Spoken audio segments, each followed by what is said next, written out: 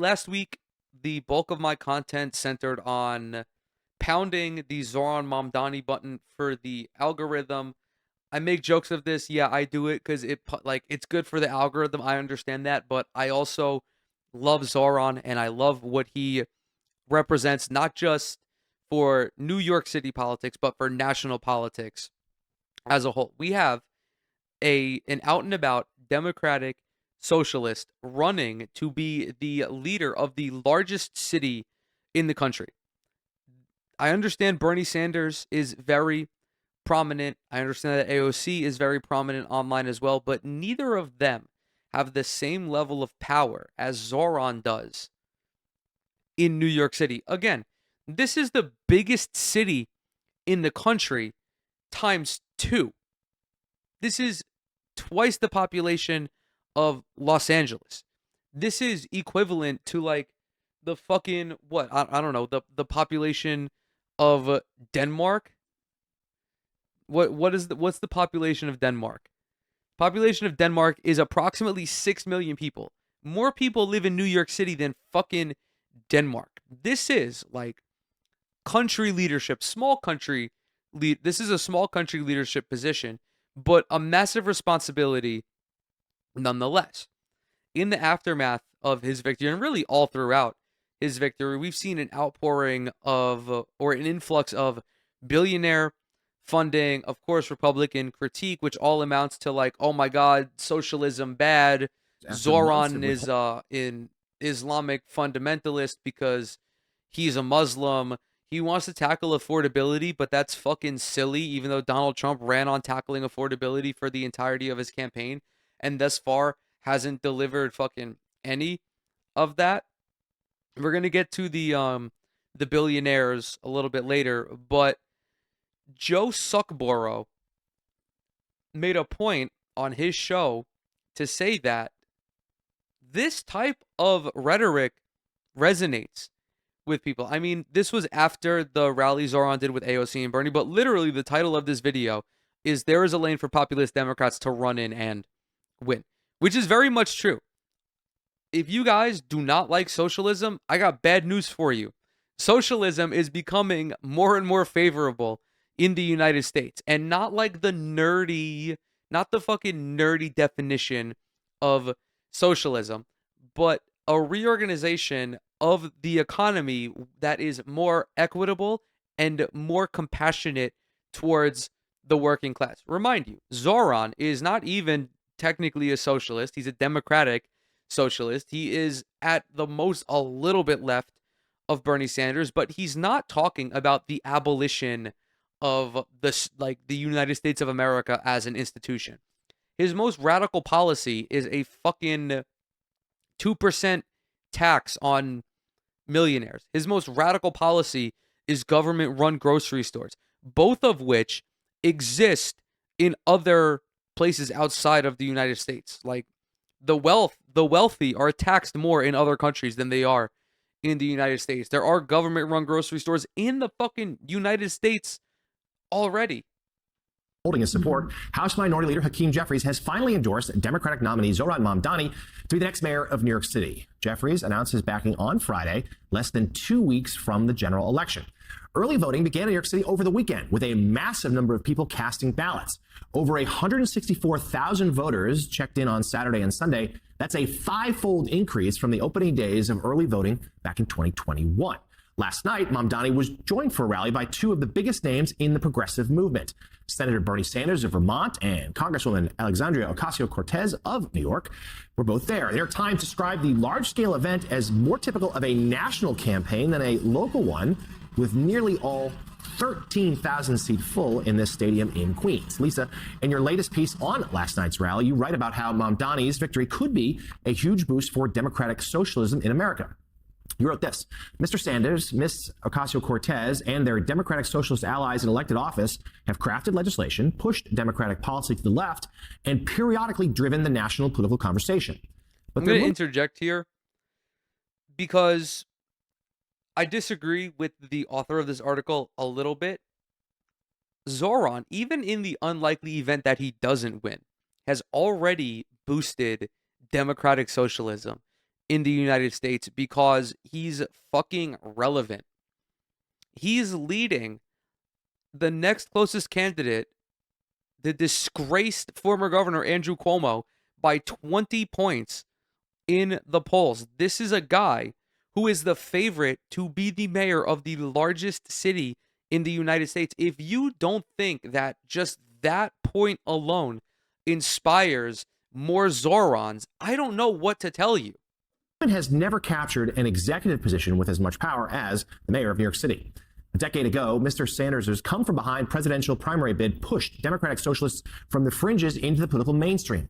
In 2018, Ms. Ocasio-Cortez's surprise victory and social media savvy expanded their power, growing their clout on Capitol Hill and in state governments across the country. Now, should he win, Mr. Mamdani will face the biggest opportunity to put their policies into practice. So the election is a week from Tuesday. It's not over, but certainly Mamdani holds a pretty healthy lead in the polls. 20 both points. Republican Curtis Lewa and Independent Andrew Cuomo. If he were to hold forth here, there are some who say, well, that's a gift to Republicans, that he's so lefty that he'll be a useful foil for President Trump. But it seems like you're writing there are other opportunities too. Yeah, look, I think this is a big test yet again for Democrats, this time for the progressive left wing of that party. The thing is, being mayor is really hard. It's a very, you covered New York State politics, you know it, right? It's a very hard job. First of all, because what voters really expect you to do is the basics, right? They don't want to clean up the trash, make sure the schools are good, like bring down crime, and of course in New York City, deal with the rats. That's a big issue. Does this person, does she not understand why Zohran is so popular? The role of the New York City mayor is no different than the role of any other elected representative. Your role is to make life better for your constituents. Your role is to improve their material conditions. The reason why Zohran is so popular in New York is not because he's going to get rid of the rats. It's not because he's going to clean up the trash. It's because he's tackling affordability in a city that is becoming financially unlivable for so many people. Yeah, the mayor is responsible for fucking trash collection, but ultimately, the amount of trash on the street, as disgusting as it is, you start to give a fuck more about how you're going to make rent, how you're going to pay for groceries, how you're going to pay for childcare. That is why far left politicians, quote unquote, democratic socialists, are becoming more and more popular because they see the gross inequity that exists in our society.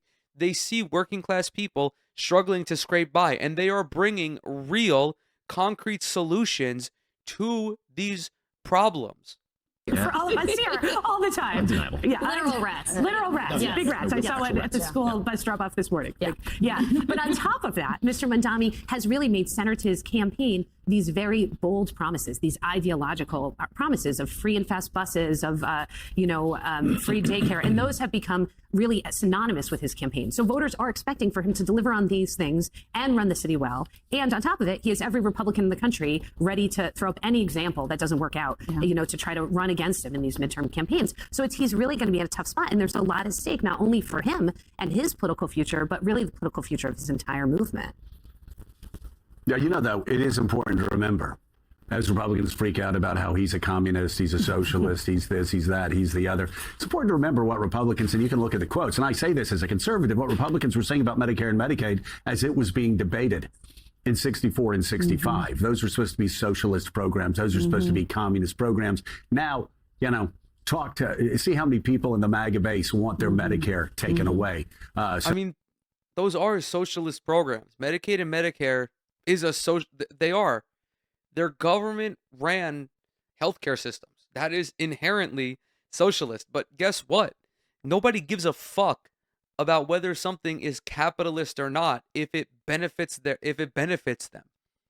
The VA is socialist. Do you think that veterans give a fuck about the socialist nature of the VA? No, because they're receiving material benefit from it. This is why using these buzzwords is so fucking stupid, because people don't understand what they mean.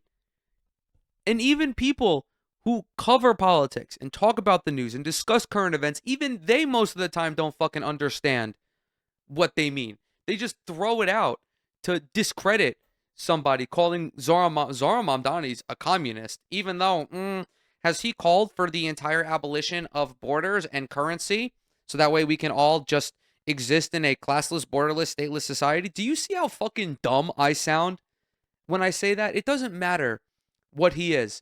New Yorkers do not give a fuck about what political ideology Zohran is because they like his policies, and they like his policies because they will benefit them. They are good for the 99% of New Yorkers. Lady Liberty can fly her flag freely. You know, Catherine, and I say this again as a conservative, it seems to me short-sighted that Democratic leaders have not done for Mamdani what Hakeem Jeffries did yesterday. And that is, they've been fighting him every step of the way. When this is a guy that's actually gotten the Democratic base excited, because you got to do two things at once, right? And we were just talking about in the government shutdown, Democrats are fighting. That's helping Democrats across the country. It's probably helping in the Virginia race and the New Jersey race. But it's also going to help in New York instead of always pushing back against these people that really rev up the base. You know, I think I depart from your take on this somewhat, which is that I don't think the national Democrats weighing in on what is fundamentally a local election is really going to matter that much. Mamdani is going to win. That has been, at least, that is certainly what the polls suggest and have suggested for many months. I don't really think that Hakeem Jeffries weighing in, or for that matter, Chuck Schumer or anyone else who hasn't yet, is really going to make a difference here. But I do think it will create The New York City mayor's race is, yes, technically a local election, but that framing is really strange because 8.5 million people live in New York City. Yeah, it's a local election, but there are certainly implications on national politics because of it. Regardless of Zohran's position, when you are in command of this large of a population, everyone's going to take notice. It is a high notoriety, it is a high responsibility position. However, I don't know what this individual's political ideology is. I don't know, like, if she's in an establishment Democrat, but it kind of sounds like it. And I'm not trying to draw assumptions on them, but to say that you don't think it's necessary for Democratic leaders to support Zohran leads me to believe that you don't like him, and you don't like the progressive wing of the Democratic Party. The reason why Hakeem Jeffries waited so long to endorse him, the reason why Kathy Hochul waited so long to endorse him, the reason why Chuck Schumer didn't endorse him is because Zohran is a threat to the establishment. The establishment Democrats benefit from capitalism. They benefit from oligarchy. Zohran seeks to disrupt that, therefore drawing the ire of the establishment Democrats. Bernie got this treatment for so long. AOC got this treatment for so long. When you have an individual who does not align with the party, they will not be accepted by the party, even though these individuals tend to be more popular than the rest of the Democrats. I do think it's a problem that the Democratic Party is not more progressive. And it's very clearly a problem for them because they get their fucking shit kicked in every time there's an election. a vulnerability. Maybe not, they don't get their shit kicked in, but they don't draw enthusiasm from voters. Like, no one gets excited for a fucking small business loans like Kamala Harris was calling for. People get excited for the rent freeze. They get excited for free childcare. They get excited over having to spend less money on things. For national Democrats in swing districts around the country, because the right is going to elevate the profile of Mamdani, who is not only, you know, your point was other programs have been labeled as socialist or communist over the years. Mamdani, very charismatic guy, great campaigner, is a self-proclaimed democratic socialist. So it's a little bit different here. And look, he has definitely animated. How is it different? is different just because of his fucking label, that doesn't change the reality that Medicaid and Medicare were socialist programs. Like none of this fucking matters. None of these bullshit arbitrary buzzwords fucking matter. I do want to track back to what she said about swing districts, though. Very charismatic guy is really going to make a difference here.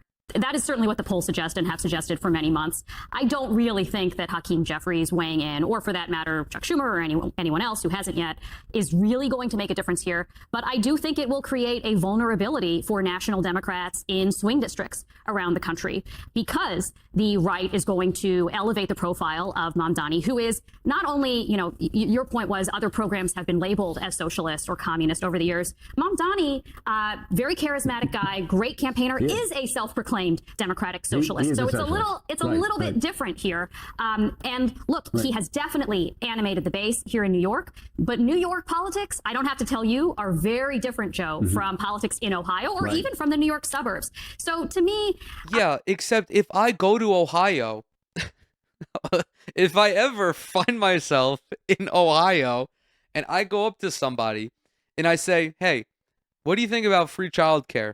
What do you think about free college? They're probably going to say, oh, I would like that. It's like, oh, you got 3 kids and it costs like $10,000 a child? No, fucking more than that. I don't have children, so I don't know what childcare costs. But you're looking at least 10,000, I would say. They'd probably be like, you want to know what? I think that's that policy would help me. Just like if I go up to someone and tell them, I want to make the minimum wage $18 an hour and they're currently making 10, they would probably like that. Because do you know why? They would make more fucking money that way. If I told somebody, hey, we're going to tax these billionaires so that way the bridge that, the single fucking bridge that exists in your town that is 3 years away from collapsing doesn't collapse.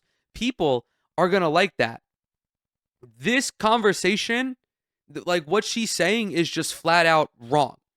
Progressive policy plays well in it. Progressive policy will play well in swing districts if there are Democrats who are active in those races. I tell people all the time, the only way that the Republicans lose their majorities in 2026 is if progressive Democrats come out across the country in swing districts. Nobody wants nobody from Indiana wants their own Gavin Newsom. They don't want a Pete Buttigieg. They want an Andy Bashir. They want a Zohran Mamdani. They want somebody who gives a fuck about them. Affordability, the core of what Zohran Mamdani ran on, affects everybody. And using Ohio is a freaky example because they voted for Donald Trump in the 2024 presidential election. And Donald Trump also ran on affordability. I feel like this whole endorsement discourse has been a little bit blown out of proportion. Mamdani's going to win. The real question, as Lisa was pointing out, was how will he govern? Will he be able to deliver on these promises? But his role that he'll play in national elections and with national Democratic leaders, I think, is a different set of considerations entirely. It certainly should be something that they have good reason to be concerned about. Molly, though, and I go to you because you love sports analogies, I know. If I have a problem with my football team, you know what I do? If I have a problem with my football team, what do I start with? I start with blocking and tackling. I start with the basics. I don't go, I'm going to let's figure out a way to have a West Coast offense for this high school football. No, you start with the basics. You look at the Democratic Party. They've had a 24, 25, 26% approval rating over the past 6 months. Not because Republicans don't support them, because most Republicans will never say the Democrats are doing a good job. Their problem has been with the base. So the first thing you do is you get your base together. And if that means taking a chance, so Chuck Schumer, who's extraordinarily unpopular with the progressive base, fights back on the government shutdown, that is a good thing for that base. They go, okay, maybe there is a little life in these people after all. If Hakeem Jeffries comes in and he comes out in favor of supporting Mamdani, I will learn to say it right. Really, like, it's not a hard name to say. Everyone gets his fucking name wrong. It's Zohran Mamdani. It's not hard. It's not a hard name to say, but yet everybody gets it fucking wrong. The year, or hopefully by the end of the campaign. But if he comes out and does that, that's another reason for the base to say, okay, the Democrats can do more than just lose elections and look stupid on Capitol Hill. Like, they've got to get the base together. They've got to get the blocking and tackling right. And I certainly understand Catherine's point, but I see what happened last night, and I see this government shutdown of them looking to their base and saying, okay, let's start with the basics and at least get our base on board. Yeah. Why is Joe low-key cooking? Why is he right on this? And why is Joe Scarborough, a fucking Republican, more correct on this issue than the liberal media?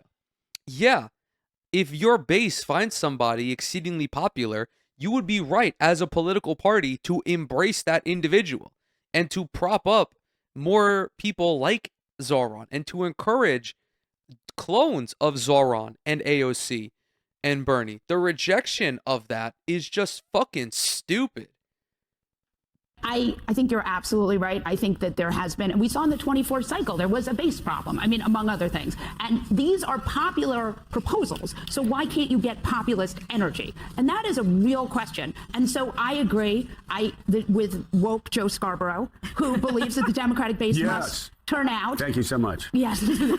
Joe Wokeboro. Am I right? Ooh. Tomato, tomato, tomato. Anytime. But it's true. And these are popular proposals. Now, again, whether you can implement them, this is a larger question, but they are popular proposals. Populism is wildly popular. And also, everyone is polling badly. And when you talk to the electorate, when you talk to people on the ground, they are furious. They are furious at the left. They are furious. They're more furious at Trump, but they're still furious at Democrats. And they have a kind of bubbling populism that you're seeing turn out. And again, with the 24 cycle, the question was, is this breaking through? Is this breaking through? Is this breaking through? And obviously it was not. And here we're seeing breakthrough. Yeah, I mean, listen. I saw a poll the other day that said something like 60% of Democrats align with the Progressive Caucus more than the establishment Democrats. If you don't think that the Democrats should embrace that progressive wing, you just want to be a loser for the rest of your life. You want to be engaged in perpetual loss so that way you could send out funding texts and extort your base for $5, $10 a month. I like Mark. Getting back to the implementation of this for a second, there's no doubt in my mind that there will be roadblocks for Zohran when it comes to trying to get some of these policies across. However, if you at least attempt to get them through, the voters will understand that there are roadblocks in your way. Bernie Sanders has done this repeatedly with healthcare reform in the United States. He's introduced a multitude of bills urging for this reformation. They get struck down every time. But he can then turn around and say, these people fucked this up for you guys. Like, I did my part. I caucused with my party. I reached out across the aisle to persuade them. Unfortunately, it didn't work. Like, that's just the nature of politics. You're not going to get your agenda through all of the time. But you have to at least try. You have to at least try to deliver on what you campaigned on. Warner is as much as the next guy. And I love Governor Bennett, like all the kids love Governor Bennett. But you look at the three Democrats, Jonathan Lemire, that I have said, old Hank Williams song, Setting the Woods on Fire, that have done that this year. They've been AOC. They've been Mamdani, there I did it right, and they've been Bernie Sanders. And what do they have in common? They have a populist message. And yes, people can say, oh, they're socialists, they're socialists, they're socialists. Yeah, they said that about Barack Obama, too. And he kicked Republicans' ass twice. So it's that populist message. And this is what I mean. No one knows what the fuck any of these words mean, man. Barack Obama, the most moderate centrist Democrat of all time, was a socialist. If Barack Obama is a socialist, what does that make Mitt Romney a fucking Maoist? The ACA, Obamacare, was ripped directly from what Mitt Romney did, a Republican in Massachusetts. They're putting... If Barack Obama is a socialist, they're going to have to develop a new word to describe what the fuck I am, because I would be off the political compass. You'd have to develop an entirely new political compass if Barack Obama is a fucking socialist. Out there that even there are times that even Steve Bannon goes, yeah, what AOC's saying there, I agree with. And a lot of people, like in the populist wing of the MAGA party, agree with a lot of that stuff too. Same thing with Lisa Kahn and what she was doing about breaking up monopolies. There is a lane for populist Democrats to run in and to win. Yeah, there is. That has emerged once again this time around. And two final notes. One, seriously, the New York State mayor's race also is ending on a sort of disturbing note of Islamophobia, which is bad for everyone involved right now. And then secondly, let the record show, October 27th, 2025, the phrase woke Joe Scarborough was uttered. Yes. Was uttered, and everyone nodded in approval. If you need any more indication that the establishment is afraid of Zohran Mamdani, I cannot wait to hit a fucking paywall with this article. Oh no, it's free. Okay, cool. If you need any more indication that Zohran Mamdani is disruptive to capitalism, let's take a quick look at the hundreds of dollars times a billion coming in to try to defeat this man in the race. Forbes calculated how much money has been spent by billionaires to stop Zohran, and the number is astounding.